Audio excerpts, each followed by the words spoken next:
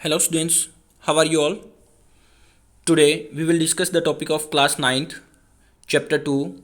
Chapter name is matter around us pure. Is matter around us pure. Students, इसका आज हम fifth part discuss करने जा रहे हैं और आपको पहले चार पार्ट देखने के लिए आप लोग प्लेलिस्ट से भी चेक कर सकते हो, यूट्यूब चैनल से भी देख सकते हो। मेरे यूट्यूब चैनल पे हमारे फर्स्ट 4 पार्ट्स हमारे डिस्कस हम कर चुके हैं। So students, this is the fifth part and the last part of this chapter. Students, this video is represented by Bright Future Academy by Mr. Amit Bangad, and like and share the video and subscribe the channel for more videos ताकि आपको आगे notification मिलते रहें। Students, हम separating components of mixture ये कर चुके थे, इसमें लगे हुए थे। इसमें जो आगे आता है हम इमिसिबल लिक्विड्स के बारे में पढ़ेंगे, सेपरेटिंग इमिसिबल लिक्विड्स। स्टूडेंट्स, सबसे पहले तो हम इमिसिबल लिक्विड्स के बारे में डिस्कस कर रहे हैं। Immiscible liquids are those liquids which can not mix into each other, जो आपस में एक दूसरे के अंदर मिक्स नहीं हो सकते, उनको हम कौन से लिक्विड्स बोलते हैं स्टूडेंट्स? Immiscible liquids. जैसे अगर हम बात करते हैं स्टूडेंट्स, वाटर एंड पेट्रोल है, वाटर एंड ऑयल है, तो आपस में मिक्स नहीं होते, those are known as immiscible liquids. तो they can separated by use of separating funnels. इनको हम सेपरेट करने के लिए सेपरेटिंग फनल का यूज करेंगे। Immiscible liquid separate out in layer depending upon their densities.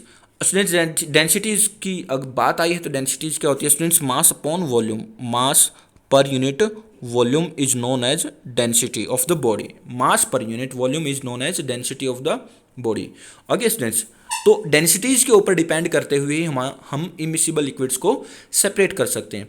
तो स्टूडेंट्स, हमारे पास इसके ऊपर डेंसिटीज के ऊपर डिपेंड करते हुए लेयर्स बन जाती है। अब जो लोअर डेंसिटी वाला होता है वो अपर पोर्शन में आएगा, जो हाई डेंसिटी वाला होता है वो लोअर पोर्शन में आ जाएगा।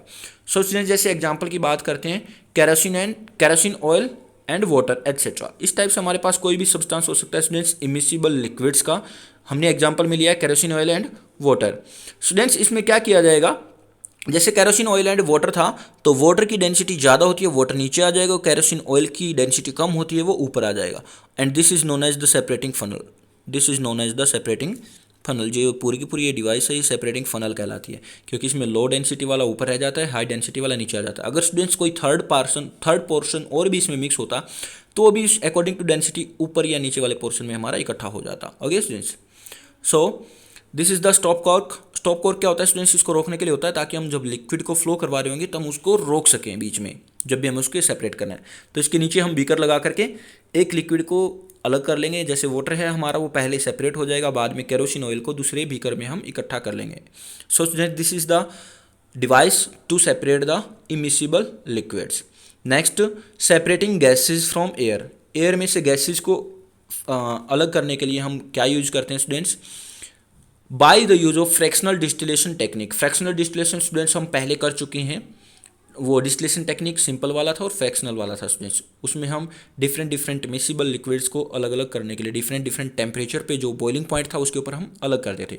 सो फर्स्ट हम क्या करते हैं? सेपरेटिंग गैसेज फ्रॉम एयर में से pressure is increase to compress air. Air के ऊपर प्रेशर इंक्रीज कर दिया जाएगा, उसको कंप्रेस कर लिया जाएगा। Second, decrease temperature to get liquid air. फिर हम टेम्परेचर जो बढ़ा था, यहाँ से प्रेशर बढ़ने से टेम्परेचर भी बढ़ेगा स्टूडेंट्स। फिर हम टेम्परेचर को कम कर देंगे ताकि हमारी गैस जो थी वो लिक्विड एयर बन जाए, क्योंकि कम टेम्परेचर में हमारा टेम्परेचर जैसे जैसे हम कम करते हैं तो गैस से लिक्विड, लिक्विड से सॉलिड बन जाता है। फिर थर्ड पॉइंट हम क्या करेंगे? वार्म अप स्लोवली इन फ्रैक्शनल डिस्टिलेशन कॉलम। फिर हम उसको धीरे धीरे गर्म करेंगे ताकि हमें उसके अलग अलग फ्रैक्शंस मिल जाएं एयर के। And fourth point, gases separated at different height depending on their boiling point. Boiling point के ऊपर डिपेंड करते हुए फ्रैक्शनेटिंग डिस्टिलेशन कॉलम में अलग अलग हाइट पे डिफरेंट हाइट पे हमें डिफरेंट गैसेज मिल जाएंगे उनके बॉइलिंग पॉइंट के according. So students, next, this is the diagram. सबसे पहले क्या किया जाएगा? एयर को इनटेक किया जाएगा। यहाँ पे प्रेशर किया जा रहा है। प्रेशर करने से हमारे पास क्या होगा? एयर का टेम्परेचर बढ़ेगा। प्रेशर करने से टेम्परेचर बढ़ जाएगा स्टूडेंट्स। फिर यहाँ से हम इसके टेम्परेचर को कम कर लेंगे। फिर डिफरेंट टेम्परेचर पे हम इसमें उसको ले लेंगे। जैसे नाइट्रोजन गैस हमें मिल गई, लिक्विड ऑक्सीजन गैस हमें मिल गई नीचे वाले पोर्शन में। ठीक है स्टूडेंट्स, ऐसे ही आर्गन, नियोन, अलग अलग गैसेज हमें डिफरेंट पॉइंट्स पर मिल जाएंगे। स्टूडेंट्स, हम ये 4 स्टेप्स फॉलो करते हैं to separate gases from air के लिए। Next student, separating solids from liquids. Solids को लिक्विड से अलग करने के लिए सबसे पहला क्या होगा स्टूडेंट्स?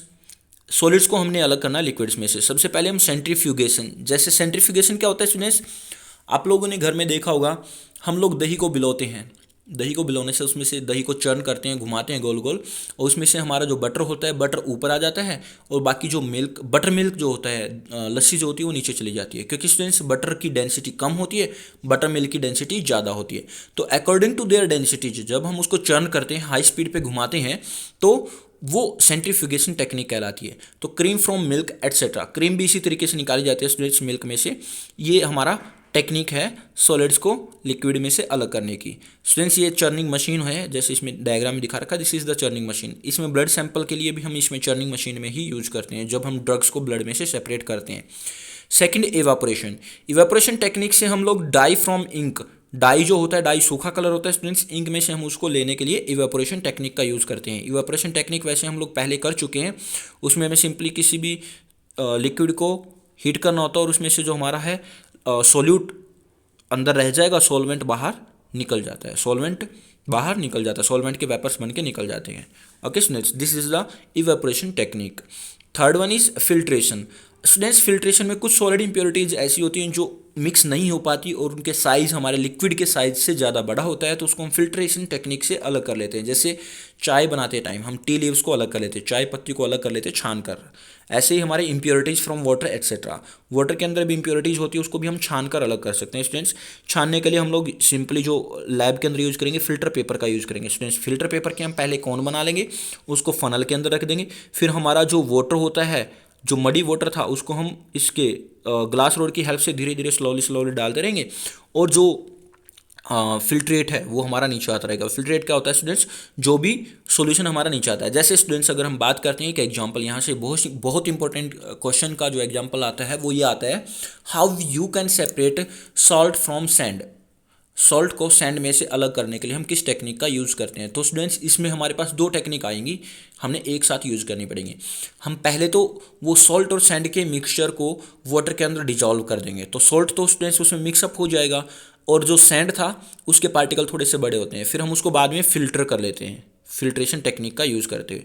फिर फिल्ट्रेशन टेक्निक से जो यहाँ पे आएगा वो सोल्टी वाटर आ जाएगा। क्या आ जाएगा स्टूडेंट्स, सोल्टी वाटर। फिर सोल्टी वाटर में से सॉल्ट लेने के लिए हम लोग उसको इवेपोरेशन टेक्निक से अलग कर लेंगे। तो स्टूडेंट्स यहाँ पे हमारे evaporation and filtration both techniques are used to separate salt from sand, salt को सैंड में से अलग करने के लिए। ऐसे स्टूडेंट्स डिफरेंट मिक्सचर के ऊपर डिपेंड करते हुए, depending upon the types of mixture and the particles of the mixture, we use different techniques to separate the components of mixture. तो स्टूडेंट्स हम लोगों को हैंड पिकिंग मेथड भी यूज़ करना पड़ता है। जैसे अगर हम बात करते हैं गेहूं में से अगर हमें कोई भी सैंड वगैरह के टुकड़े जो हैं, कंकड़ पत्थर अलग करने हैं, तो उसके लिए हम हैंड सेपरेटिंग टेक्निक का भी यूज़ करते हैं।